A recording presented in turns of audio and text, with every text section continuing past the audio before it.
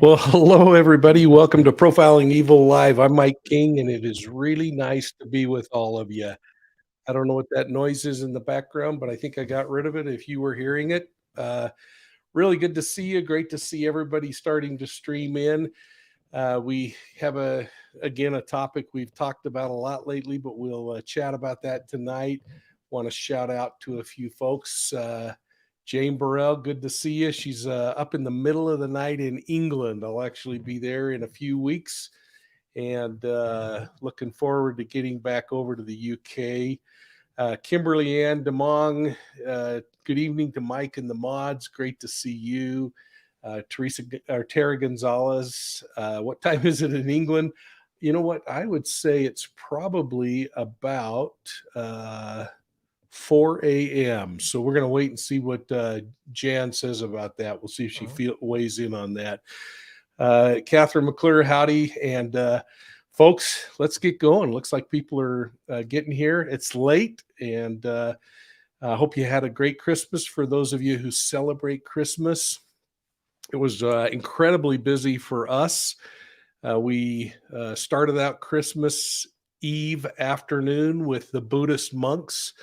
If you're not aware of this, Buddhist monks don't eat unless someone brings them food. And so we try to make sure that the monks have food fairly regularly, especially knowing the holidays are coming up. We try to get over there with a couple of boxes of food, and Bonnie always makes sure they have enough to carry them through a deep winter if they need to. We have traveled throughout Thailand with the monks and absolutely love them. Christmas Eve at 5 o'clock, we went and worshiped with the Baptists and had a Christmas Eve with the Baptists. And then at 9 p.m., we went over and did Mass with the Catholics. And we just finished dinner with two Lutheran ministers, and just love our interfaith friends and relationships. It gives us a chance to really understand and embrace so many different theologies, cultures, and other things, and really makes the holidays special. So I hope all of you had a nice holiday. I actually threw in a link if you want to jump on and chat tonight. We can take a minute and chat. We'll keep your questions short, and I'll keep the answers short. And we'll visit a little bit from there. And Science Girl, yeah, Thailand is pretty near to Malaysia. Just a few weeks ago, I was down in Australia, Singapore, Malaysia, and know that area pretty well too. I'm so blessed. I have a cool job where I get to run around the world and meet with law enforcement and talk through things that they are doing in their individual departments. So anyway, enough of that yammering. We're going to talk a little bit about the Moscow murders, and I hope all of you saw I've repented. I called it Moscow instead of Moscow. And so those of you from Idaho, I expect to see some thumbs up and, some good kudos for capturing that. I also learned how to say Hyundai. And you know what? The argument still goes on about how you say Hyundai. So we'll continue to let you chat through what it should be called. But let's get started talking about the Moscow murders and a couple of interviews I did this week. I want to talk a little bit about what the police chief had to say, and went head to head with a couple of other YouTubers that many of you know to talk about some of the weird things that are going on in the YouTube and social media creator world, including TikTok. And you've all heard what's going on there. So let's get started, and we'll, like other times, we'll make some changes. We'll do some pauses and get in and chat a little bit about things, and hopefully have a pretty good conversation tonight. So let's get started. Well, the chief is speaking out about the impact that the Moscow murder investigation is having on his officers. And I'm going to go head to head with two other YouTubers on News Nation to talk about the impact of armchair sleuths. Are they helping or hurting?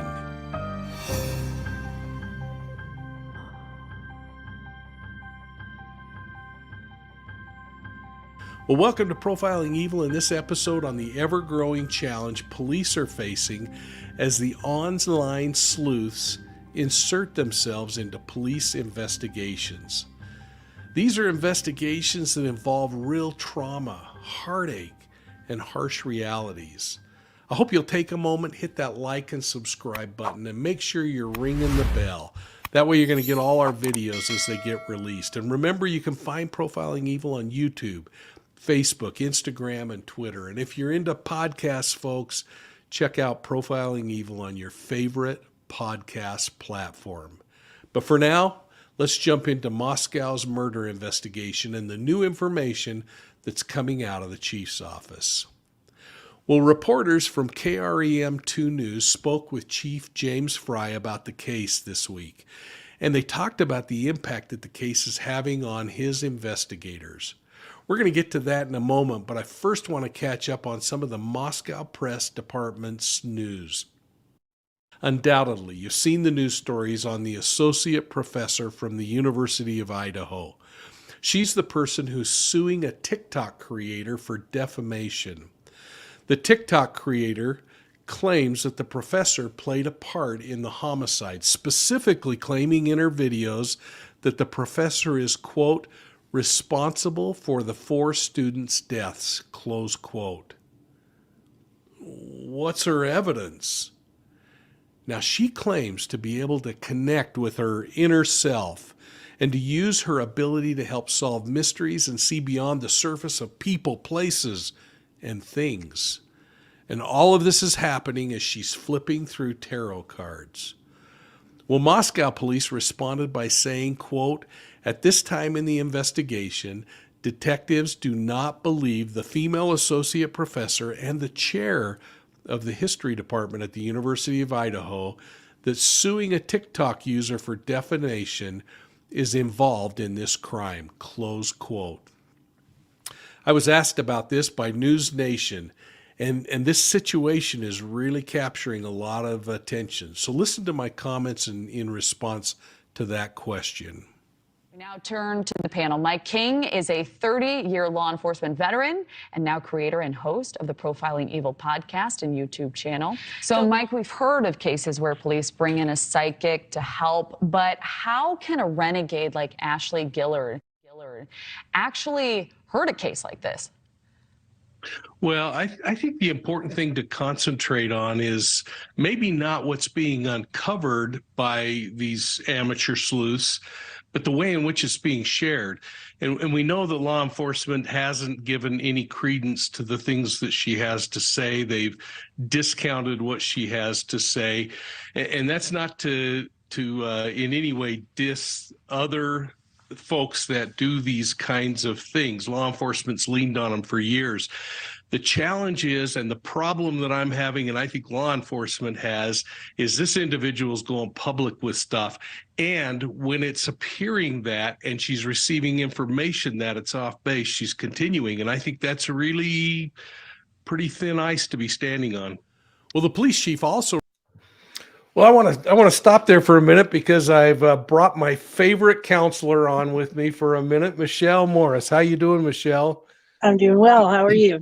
Great. It's been a great holiday thus far and a great evening. I'm making people get up late. This is well, you're an hour later than I am, but Michelle, let's just take a minute and talk about this TikToker for a minute and what civil risk and what criminal risk you think exists for this individual based on the way that she was continuing to push in the media.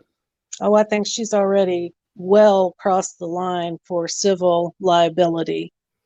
Probably her largest asset is that she probably has nothing to lose, except that at a minimum, the court can make her do what's called disgorge the proceeds that she makes on TikTok from the offensive videos, meaning the videos that are defamatory to the professor. So she'll have to pay all of that money over to the professor, probably as a result of the TikTok suit.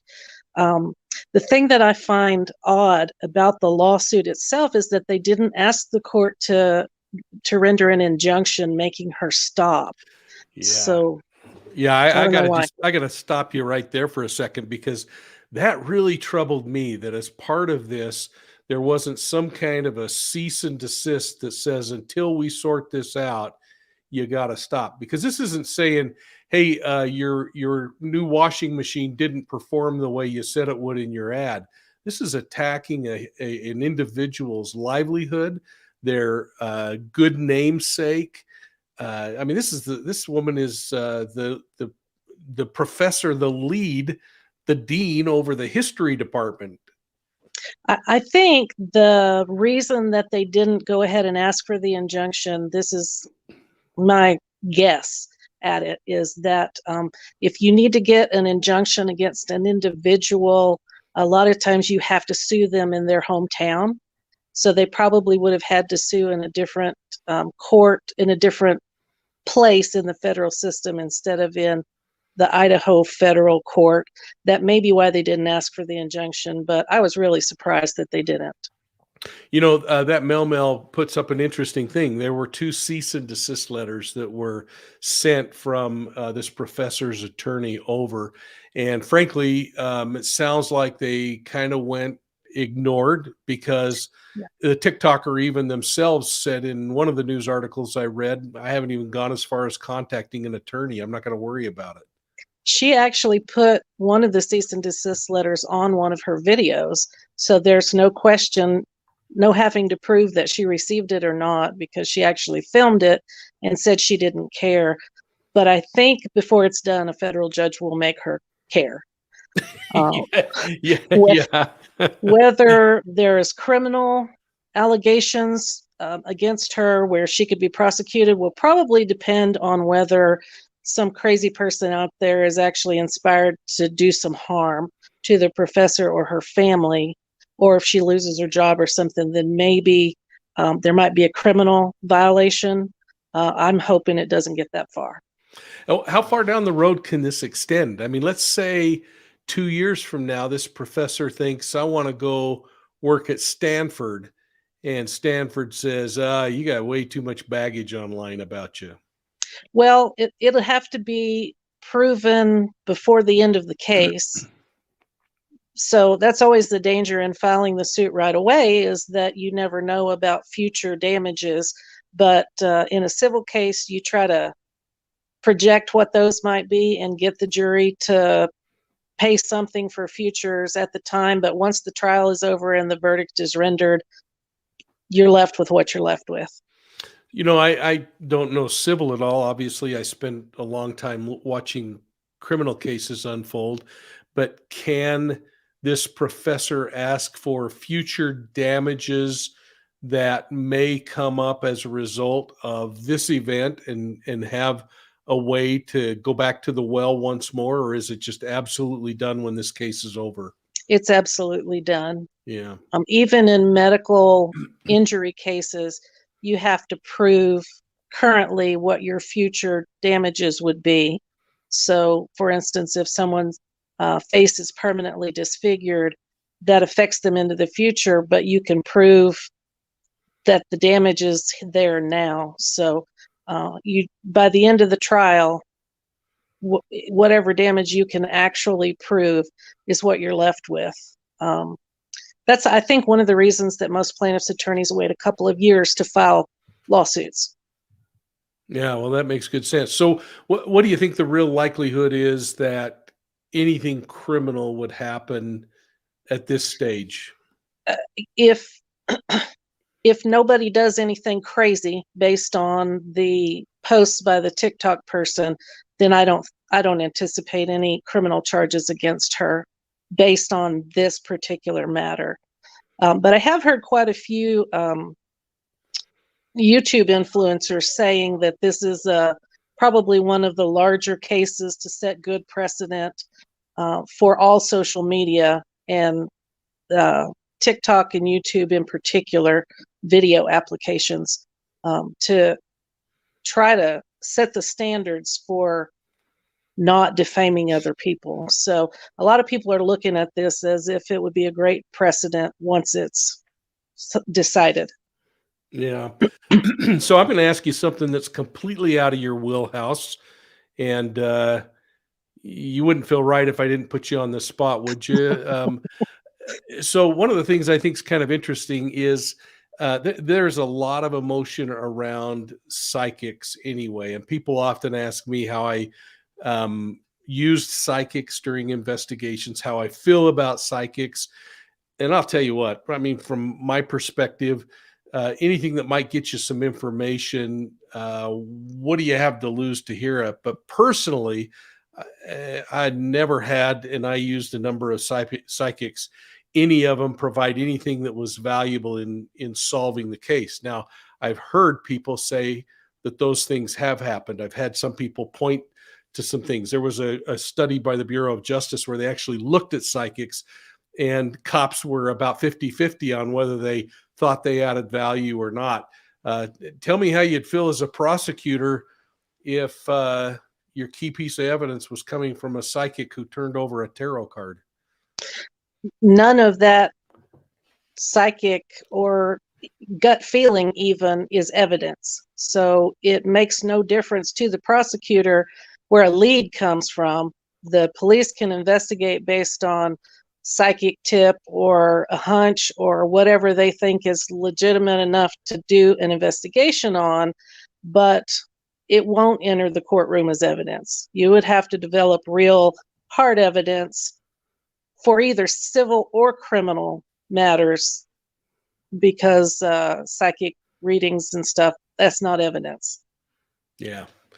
Well, there you go. Michelle, will you please add another hour to my growing list of legal fees that and thanks for coming on, and in memory of your dad, please know that I often think of him, and I think of his time in the saddle as a law enforcement officer.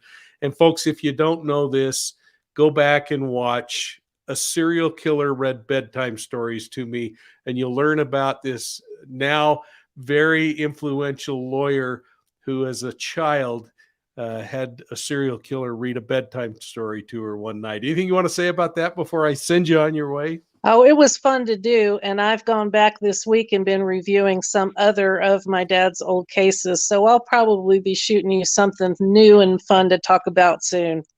That's great. Happy New Year, Michelle. And thanks always for jumping Thank on. you. Thanks for having me. You betcha. Thank you.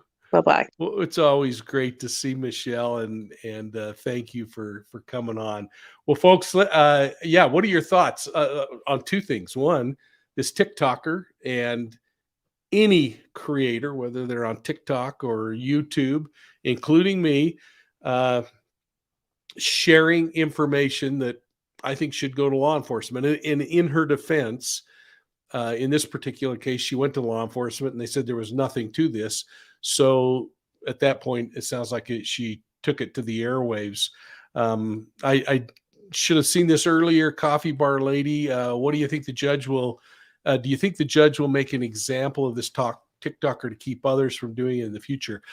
I don't know, and I don't know what Michelle's answer would be. She might put a comment in the box, but what it better darn well do is remind people what I've been banging the pulpit on for some time of quit doing goofy stuff like that just so you can get a subscriber. It just is dangerous business, and I don't know. Anyway, doesn't fit for me. So Krista Lee, thanks a lot. Merry Christmas. Happy New Year to you. To those of you who do not celebrate the Christmas holiday, happy Hanukkah, happy holidays, whatever it might be for you. I mean, this is just a time of year to be grateful for so many things. And could you imagine what it would be like for the families of these 4 kids in Idaho to go through the holidays? It just is incredible to me what that must have been like for them. Well, let's jump back into my comments here. responded to the inquiries that have come from the public and the media about the video and the photographs that are being released. And as you might recall, a number of those images and videos have come from independent sources, businesses, other channels, perhaps even social media, but they are channels other than the official channel of the police department. The police chief reminds all of us that only official videos or photographs that are put out are those that they believe are accurate. Now, those supplied by the Moscow Police Department, once released, can no longer be verified as to their accuracy. And he says this because of people's ability to enhance or change images in the videos and photographs. Now, he also spoke of learning curves that he and his agency are experiencing as they are being forced into this global stage where they're investigating this case. Let's listen to his comments as he talks about bringing public information and planning into the release of information to you and me. It's new, we're not used to the national attention quite this big, especially with news crews coming to town and whatnot. But, we brought in a PIO team that's helped us out immensely to deal with just the large amount of requests to do interviews.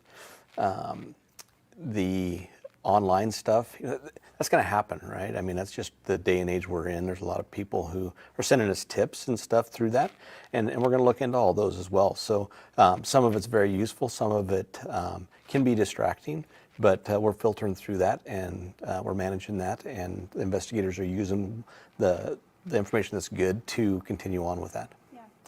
Yeah, we've had over 17,000 tips come in. And we have a team across the nation that's looking at those and pulling stuff that's good. But we want people to continue to, even any tip that there is, even if they don't think it's a valuable tip, we want those because we'll determine whether they're valuable to us. And people may not think that they're valuable, but we still want that stuff to come into us so that we can look at it and decide if it fits our case or not. Yeah. That's exactly right, and that's why we've asked people, with any pictures from that night or any video to send it to us, send it to our tip line. We'll determine whether that's valuable or not, and we have, like I said, a team that's looking at all that and bringing things together so that we can paint that picture. So let's stop there for a minute. I think Pale Fox, you brought out something that really shocked me. I mean, the number has almost doubled since the last time that they made a declaration of how many tips they've received. And again, imagine the workload of trying to get through all of those tips. Now, I kind of got off and started up a new segment here, but I didn't know if any of you had any comments that you wanted to put in regard to psychics. And we all have our opinion about what happened with this TikToker and whether it was appropriate or not. Again, I don't want to in any way discount the value that some psychics have brought to criminal investigations. I cannot name one where they did, although I know I'll get responses from people telling me of things that or cases that you're aware of.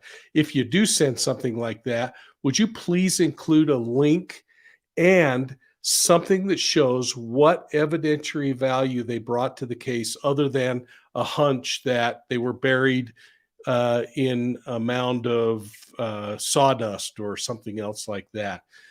Because for this thing to be of value, it has to be corroborated. And as the counselor just said a few minutes ago, in order to be presented in court, it has to be factual and a piece of evidence. And an assumption or a dream or a gut feeling isn't evidence. So I really would appreciate if you would send me something, but back it up with a link and with some specifics about what evidence they uncovered as a result of this psychic experience. So let's see, Mama Storm, Dr. D, welcome everyone. Thanks, Mike, for keeping this in the public eye. You are most welcome, and thank you for jumping on. And folks, if you haven't subscribed to Profiling Evil, please do. We love to grow. We love to have your support, and it's really appreciated. I hope you're all having a really nice holiday season. Now let's jump back in to my discussion on what we've learned in the last few days about the Moscow murders. He reminds us that they're still looking for that white Hyundai, and that anybody who has information that can add context to what happened on the night of the murders is asked to call police. That includes people with photographs, videos, social media content. But you know what? There was one thing I didn't hear the chief say, and that was to broadcast whatever you find on social media. So let's try to help the police. And let's only speculate on things that have been publicly released by official sources. Now, News Nation asked me about that last night, and if I thought that the police had cleared Kaylee's ex-boyfriend for good. It made me think about how dangerous it is for any investigator to close the door on possibilities, especially if new evidence becomes available. Let's listen to that exchange. So, Mike, do you think they've cleared Kaylee's ex for good, or could a person of interest become, quote unquote, of interest again? Oh, absolutely. They can become an interest of interest again. And that's the difference between an officer who makes a decision up front and then twists every theory or fact that comes out to fit what they believe may or may not have happened. As new information comes out on this case, if it points back to any individual, and there are many that we've been told are cleared, if it pointed back to any of them, I think any would rise back up to the surface until officers can vet that and either use that additional evidence and information to bring them closer to responsibility or push them farther away on the spectrum. So a good cop is going to continue to look at this, and every piece of new information that comes up is going to be the next thing that drives the direction they're going. Now, in a second, we're going to jump on. You could have seen there are two other people on the show with me last night. A former New York PD officer who has a great background in investigations, has Off the Cuff, and B.O.L.O, who is just such a kind and gentle soul, has added a lot of real interesting content recently, brought to light the phony screams in the background in this particular case. And I really enjoyed spending time with him and communicating with him today. I think we're going to try to get together and chat a little bit about this and other cases. But let's continue on and see what we got in store next. Conversation on News Nation then shifted when anchor Kaylee Beeson asked me if the boyfriend was being focused on because of statistics. Statistics that would say that targeted people are victimized by somebody known to them. Let's listen to my response, and make sure you listen to what Melvin, also known as B.O.L.O, has to say about the Australian abduction of a child earlier this year. You may remember when we talked about that on Profiling Evil. Got it. Well, and I'll just pose this question to the panel. Do you think this is like the Gone Girl effect? Everyone just assumes it's the ex because they look at statistics, or is there some reasoning behind that? I know you kind of outlined that a little bit, Melvin. I'm going to jump in first, Phil, and Melvin, I hope you're okay with that. But I think Melvin was right on with a really important thing, and that is that sometimes it's just easy to pick out something to solve the problem. We all want the problem solved. Sometimes these murder cases don't get solved, but we cannot go with these cut and dried cookie cutter approaches that because this was a young girl who had friends that have disappeared or somebody's not talking, we cannot assume that this was a targeted event where the victim was known by the offender or the attacker. It could be that it was entirely opportunistic and this was just somebody who was completely unknown to them. So for us to be jumping into these conclusions when we're not the investigators and we're not the people holding all the cards is really irresponsible of all of us. And yeah, I agree with everything they've said. And I even thought of a story where there was this 4-year-old girl from Australia. She went missing, Cleo Smith, from her parents' tent. And everybody thought it was the parents. Everybody was going for the parents, harassing them and all this kind of stuff. And it turned out to be some random person that came there in the middle of the night and took this little girl out of the tent. So yeah, we do have to be careful. Well, I'll tell you what, this brought up some really interesting things, and that is that sometimes we really want we want an answer more than we want maybe the truth. I don't know. What are your thoughts on that? Let's look at some comments here and see what you have to say. It is a real challenge, and the problem is sometimes we decide in our mind what happened, and then we spend all of our time trying to twist the realities to fit this theory we came up with when we didn't have information. We got to keep in mind law enforcement has more information than we have. They have the cards, not the tarot cards, by the way, and they have the things that they haven't shared online that we just have to trust are there. So let's jump back in. Doesn't look like anybody has a comment there. Folks, take a moment and enter your comments below on this very topic. I mean, how many cases can you name where the public outcry, the public conviction of a potential offender turned out to be wrong? I mean, why do we feel it's our place to condemn people when we don't have the facts to the case? We only have this theory that we've conjured up. But publicly pointing a finger and saying it's them, holy smokes. So the question becomes, what can we do about it? Will people who make up this stuff publicly call out people, share their names, their addresses, phone numbers, actually start getting charged civilly or even criminally?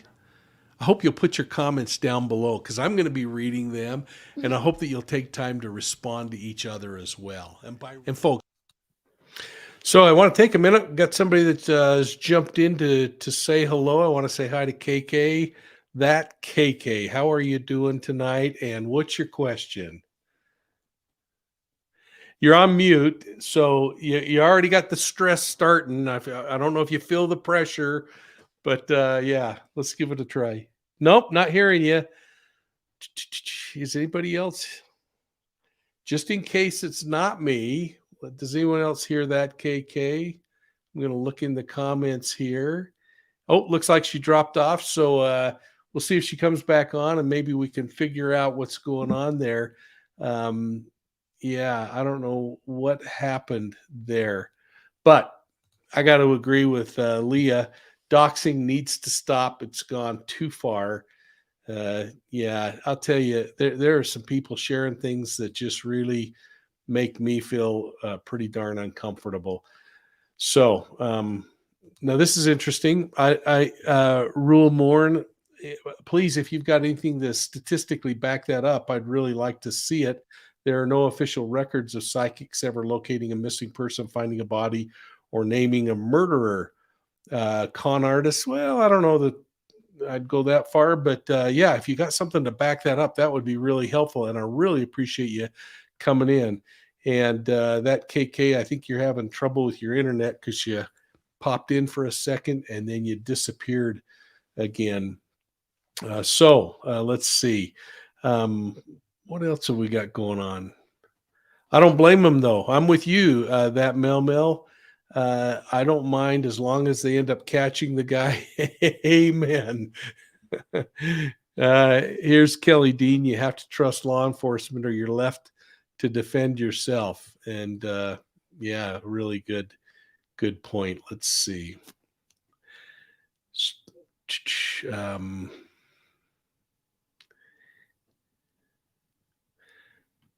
Well, let's jump back into this. And folks, thanks for chatting. It's really nice to see you chatting with each other. That's a whole lot better than you stumping the dummy by asking me a question that I might not be able to answer. So let's jump back into this and catch up where we were. A reminder, retired NYPD officer Phil Grimaldi and I spoke about the impact that these kind of cases have on police officers.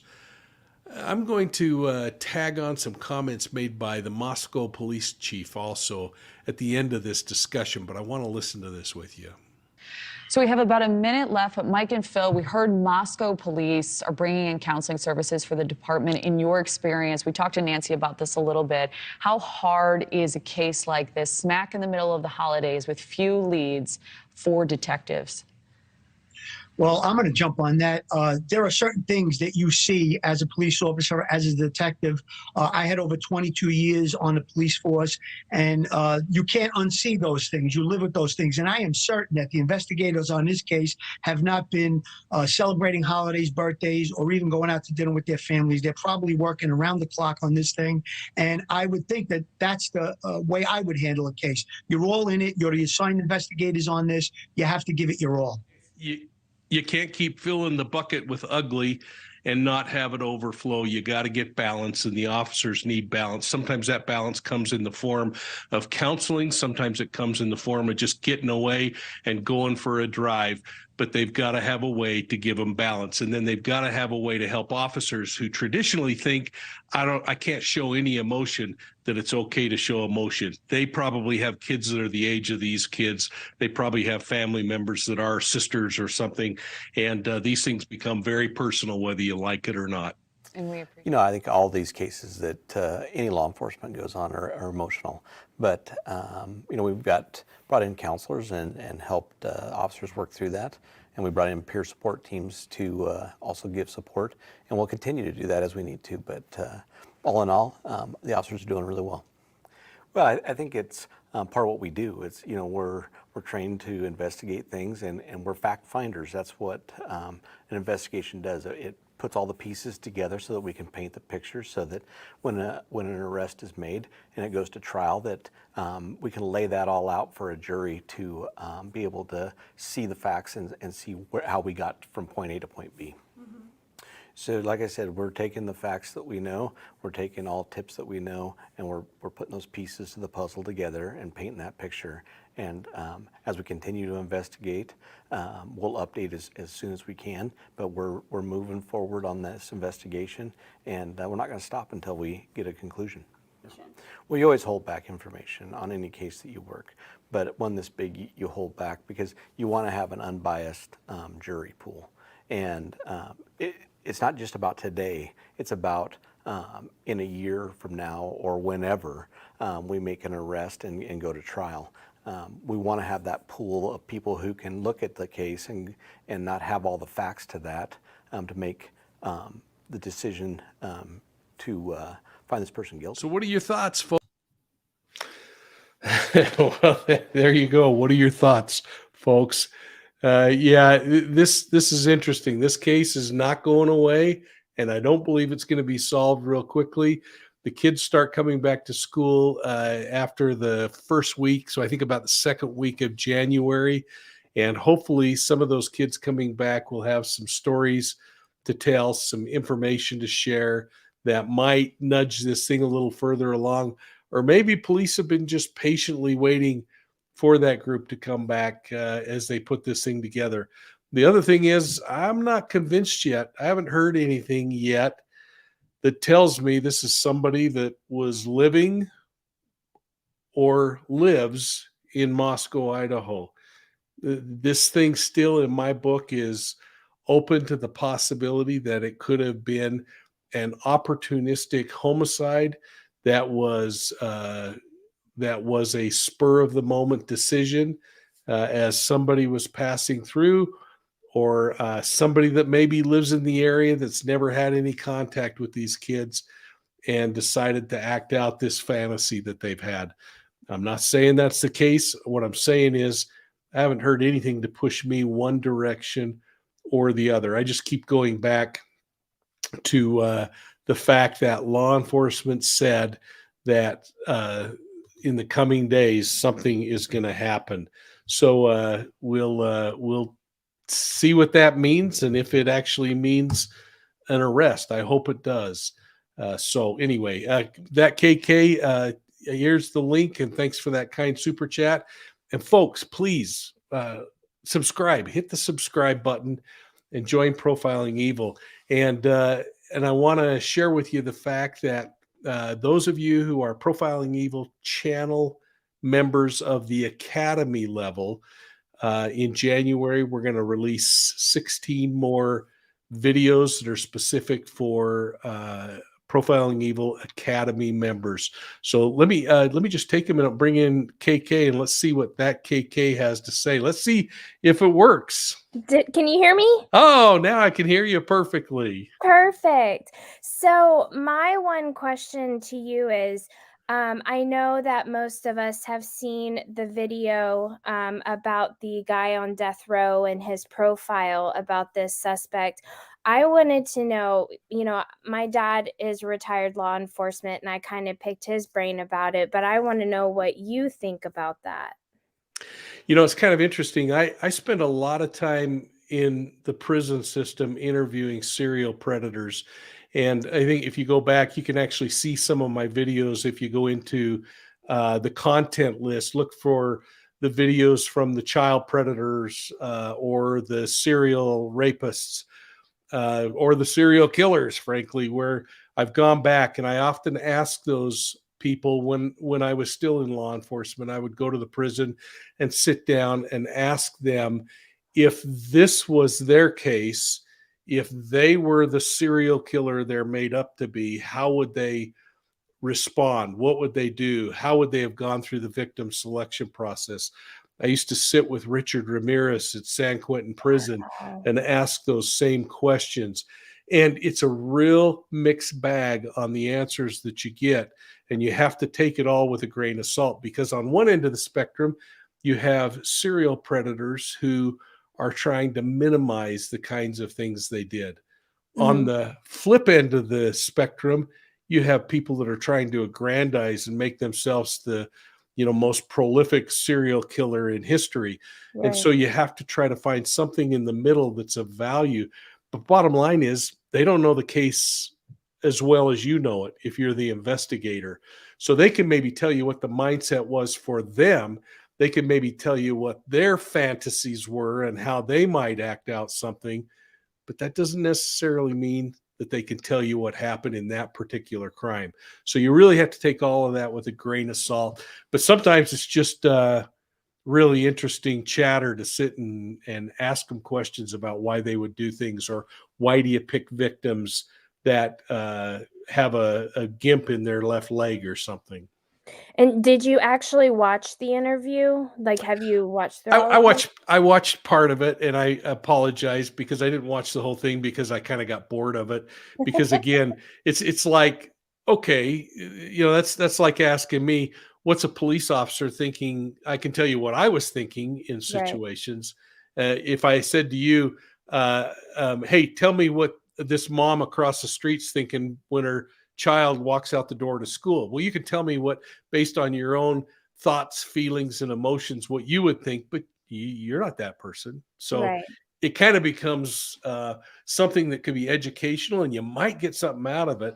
And that's why when I interviewed serial predators, I spend a whole lot more time talking not about their crime or tell me how to capture this crime, but just give me an idea of the mindset. What was the fantasy? If you did have fantasies, how did that fantasy get revealed in the crime scene? What was it that you did that pointed back to the kind of fantasies you had?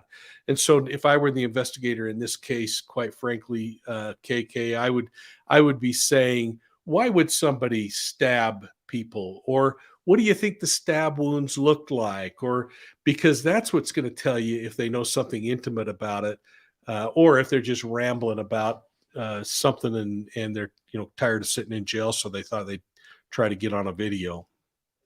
That makes a lot of sense. Well, that's just something I've always wondered, because I kind of found you through Unmasked with Vanessa, and so Oh, and so just I'm so sucked into your channel, and with my dad being retired law enforcement, I feel like it's like in my DNA, and so I just love watching how you think and run through cases and all like that. So you are incredibly kind, and please thank your dad for staying in the saddle and yeah, smile at the poor street cop out on the corner, exactly. because they've had a rough couple of years, and some of it's been really deserved, I might add.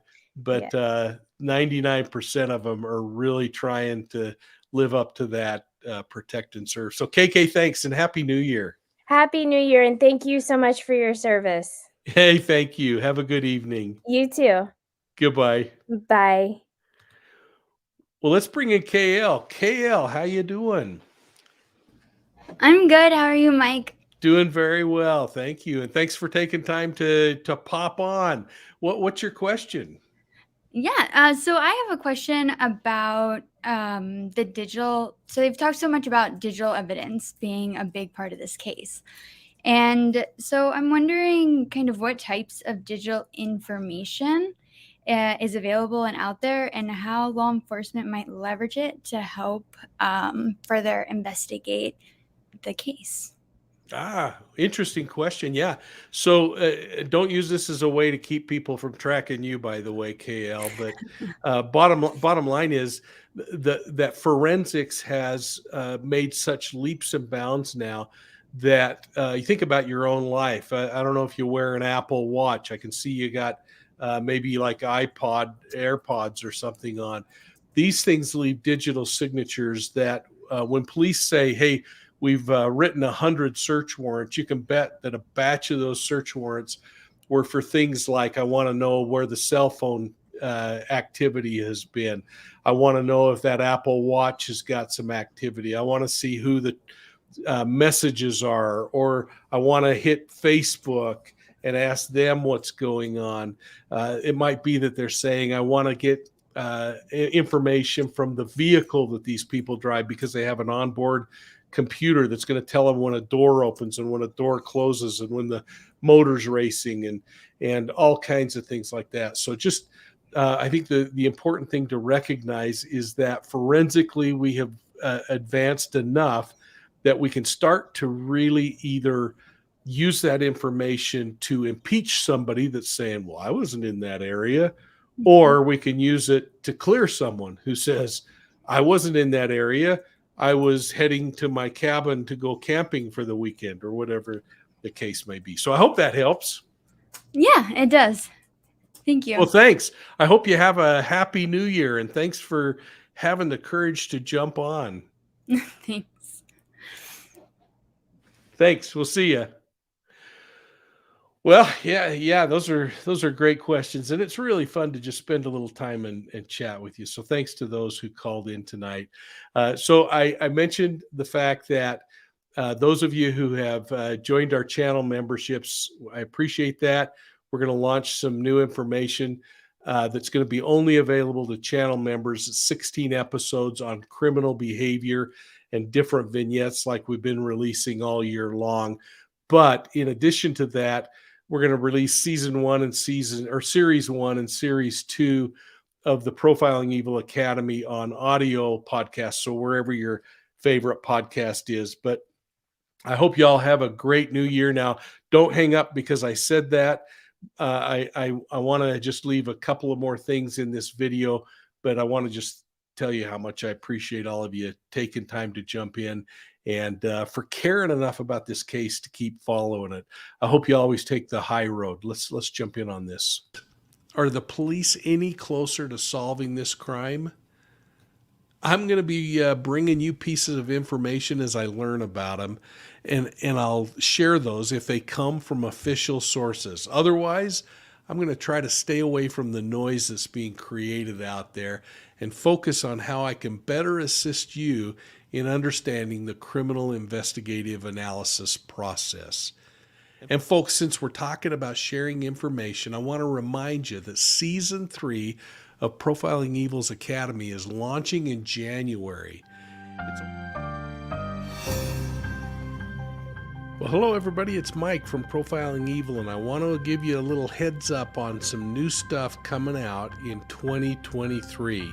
We're going to be releasing Season 3 of the Academy, 16 episodes that are only going to be available for the first couple of months to Academy channel members. So please go over to the channel membership page and sign up. It's only $4.99 a month, and it'll give you a chance to catch up on all those things and, frankly, support Profiling Evil a little bit more. I really appreciate you thinking about that and considering doing it. Now, if you can't afford it, Don't sweat it. In about April, we'll start releasing those out to the general public. So thanks so much for your support of Profiling Evil. It's only going to be available to Academy channel members, so please make sure you're clicking on the join button and joining the Academy. You can get the link down below, and make sure you're doing it so you don't miss any of the 16 episodes that we're releasing. Now listen, don't stress out if you can't afford the $4.99 a month. We're going to be releasing videos to everybody in 4 to 6 months, so you can get them later. But please remember that you can support us financially in other ways. There's the supporter membership at $1.99 a month. Or you can make a donation anytime through our PayPal account, and the links are in the description down below. Remember that you can find Profiling Evil on Facebook, YouTube, Twitter, and Instagram. And if you like podcasts, check out Profiling Evil podcasts on your favorite podcast platform. And don't forget to check us out on the World Wide Web at profilingevil.com. Thanks for supporting us here at Profiling Evil. I hope you have a great holiday season, and we'll see you soon at the next crime scene.